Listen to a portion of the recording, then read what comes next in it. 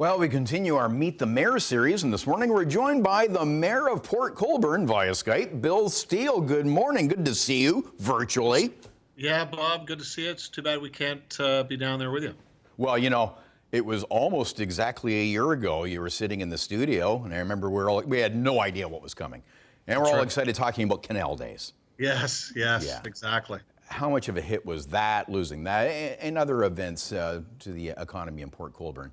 Yeah, I mean, it is a hit. I mean, especially for our restaurants and retail businesses here and gas stations and hotels in the area. I mean, it's not just a hit on Port Colborne. It's really a hit on Niagara because, people will tend to come down, spend time in Port Colborne, but may go somewhere else, spend time in the Falls, St. Catharines, Fort Erie, Welland, wherever it may be. So, it is a big hit for us. But just losing events in general, I mean, it was pretty surreal that weekend where, I'm sitting at home. You can't bring a whole ton of friends over like normal.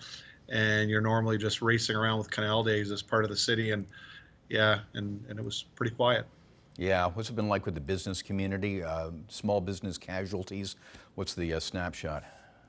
I got to say, Port Colborne has fared really well. Our business community has done well. We reacted very quickly in a lot of things. We brought in 15-minute parking stalls so we could do the curbside pickup very early when the Premier and the government of Ontario brought out the changes to patios. We reacted very quickly. I think that was announced on a Monday, and by Friday we had patios popping up that some on even city-owned property and on the street and sidewalk areas. So, normally we went from 2 or 3 patios that come in for permits to, I think we processed 24 in a little less than 2 weeks. So we reacted very quickly, and I think the business community, I know they appreciated that very much. That all helped. Whatever the businesses needed, we tried to do as much as possible. Yeah, we're expected to get some modeling projections that apparently will knock us out of our seats today, and new restrictions coming. What's your view? What's needed in terms of restrictions? Well, I'm glad the Premier came out yesterday and said really that curfews are off the table. I wouldn't be really a big fan of that in our area. I'm sure certain areas would work, but down here. But in general, I don't think curfews work. Listening to some of the medical professionals on the weekend on the newscasts, they all really didn't say. I don't know. I mean, I don't know if it's places like grocery stores and that where they're going to limit how many people can come in, so longer lineups outside, Walmarts, Costco's, things like that.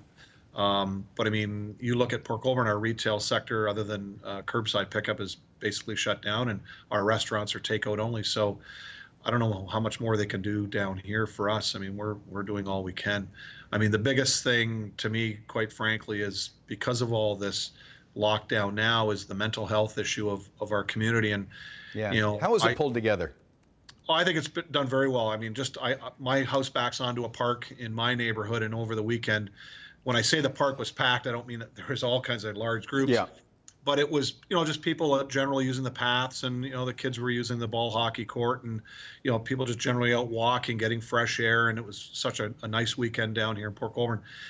That's a huge part of it. So, when you can't get together with all your friends, but you can walk in a park, social distance, and chit chat for a little while, I think it's very worthwhile for us. So, whether it's 8 o'clock at night, just going for a stroll with your significant other or whoever, or by yourself, just for mental health issues. I mean, this is a big thing right now. Being shut in is not good.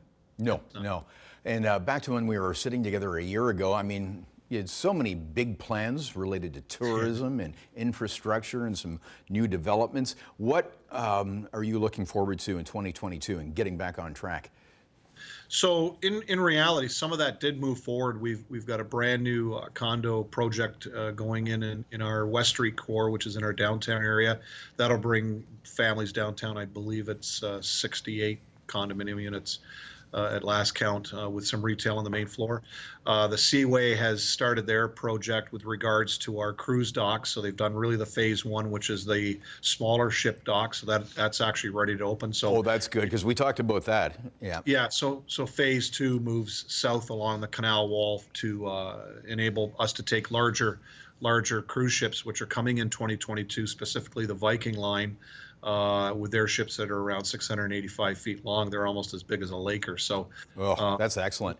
I wish Yeah, we had more time, but you know what? We'll link up Port Colborne's website because I know yeah, there's more exciting details online. So we'll link that at chh.com. So good to see you. There's light at the thanks, end of the Bob. tunnel on this thing. Port Colborne Mayor Bill Steele.